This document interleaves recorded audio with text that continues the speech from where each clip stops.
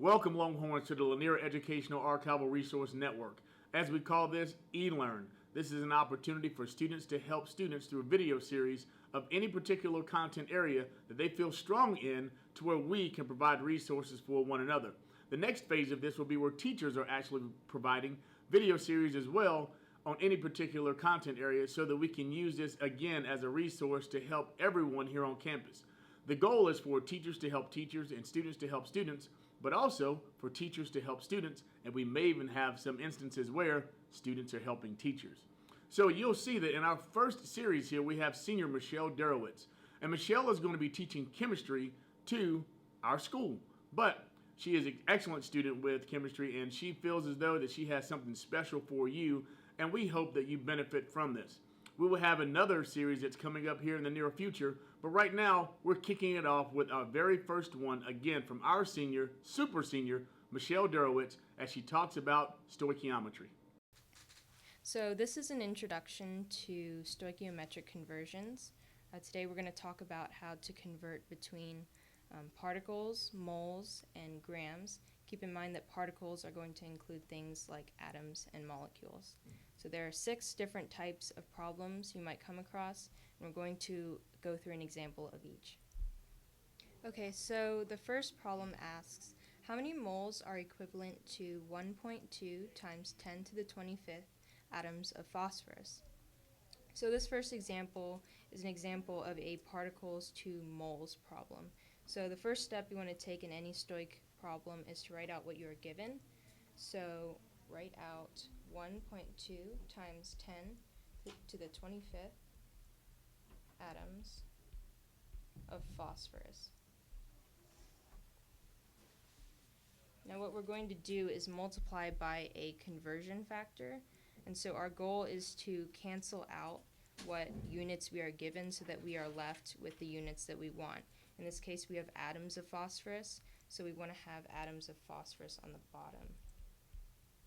And we want moles of phosphorus, so those are going to go into the numerator. And so what you need to keep in mind is that when you're converting between particles and moles, the conversion factor, you need to remember that 1 mole of any substance is equal to 6.02 times 10 to the 23rd particles of that same substance. So we're going to go ahead and write 1 mole on top to show that that is equivalent to 6.02 times 10 to the 23rd. And now you just multiply out. So you want to go ahead and multiply everything on the top and divide by everything in the denominator.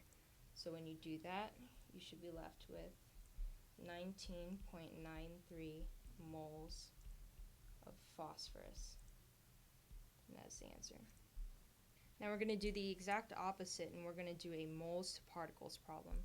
So this asks, how many molecules are in 0.4 moles of N2O5? So go ahead and write out what you're given. So 0.4 moles of N2O5. And since we start out with moles this time, we want to have moles in the denominator. So moles of N2O5. And we're trying to find molecules, so we want to put molecules of N2O5 in the numerator. And we're going to use the same conversion factor, but it's going to be flipped so that we have Avogadro's number in the numerator. And then we have 1 mole in the denominator. And then go ahead and multiply everything out, and you should have 2.41 times 10 to the 23rd molecules of N2O5. Okay, so now we're going to convert from moles to grams. So say we are given 5 moles of Fe2O3, and we are asked to find the mass in grams. So when we write out what we were given, the 5 moles of Fe2O3, this time for our conversion factor, instead of using Avogadro's number, we're going to use the molar mass. So we can go ahead and write moles, our units, in the denominator, and then our grams of Fe2O3 in the numerator. And off to the side, just calculate the molar mass. So for Fe2O3, we have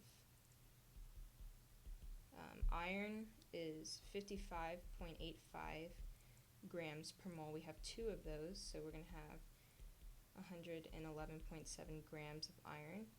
And for oxygen, those are each 16 grams. We have 3 of those, so we're going to have 48 grams of oxygen. That'll bring our total molar mass to 159.7 grams. And so that is what we're going to put in the numerator here. And we have that equivalent to 1 mole. So once again, just multiply out, and you should get 798.5 grams of Fe2O3. So now we're going to do the opposite of that. We're going to convert from grams to moles. So if we're asked how many moles are in 28 grams of CO2, let's start out by writing out what we're given. We know that we need to put grams of CO2 in the denominator, and we want moles of CO2 in the numerator. So once again, we're going to use the molar mass. So molar mass of CO2, well, let's see. Carbon, we have 1 of those, so that's 12.01 grams of carbon. And we have 2 oxygens, so we have 32 grams of oxygen. So our total molar mass is going to be 44.01 grams. That is what we will put in the denominator, and 1 mole in the numerator.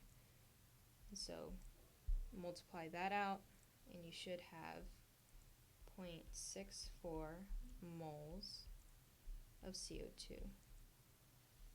So now we are asked to find the mass in grams of 2 times 10 to the 23rd molecules of F2. This is a particles to grams problem, but we can't convert from particles to grams before converting to moles. So in reality, this is a particles to moles to grams problem. And so we write out 2 times 10 to the 23rd molecules of F2. We have that on the bottom.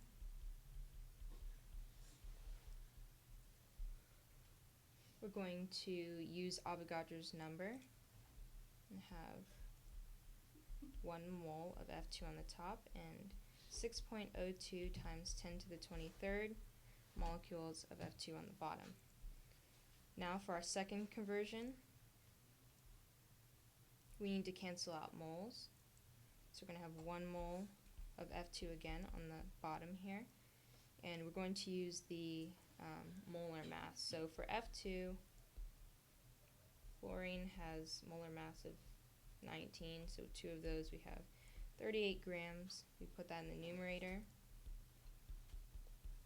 So here now, when we multiply out, we can see that our units cancel out. Our molecules of F2 cancel out, and our moles of F2 cancel out. So we should, when we calculate things, be left with 12.6 grams of F2. So now we are asked how many particles are there in 1.43 grams of a molecular compound with a molecular mass of 233 grams. So this is a grams to particles problem, which means we're going from grams to moles to particles. So we start out with 1.43 grams. We want to have grams in the denominator, moles in the numerator. We're going to place our molar mass in the denominator. We are given that is the 233 grams. And now, because our grams cancel out, we need to cancel out moles. So we're going to have 1 mole in the denominator. And we're going to put Avogadro's number up top here.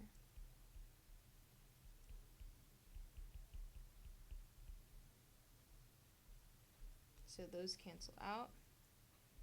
When we multiply everything, that should give us 3.69 times 10 to the 21st particles of this particular molecular compound. So just as a recap, here's a little visual. When we go to grams to moles, we want to divide by the molar mass. But when we go from moles to grams, we want to multiply by the molar mass. When we go from moles to particles, we want to multiply by Avogadro's number. And when we go the other way around, we want to divide by Avogadro's number. So if you have these basic calculations in mind, you should be good to go. So we hope that Michelle was able to help you with stoichiometry. I know that she helped me. If you have any outstanding ways, just certain skills, any tips that you can use to help some of your peers in any particular content area, you have the opportunity to post a video series as well.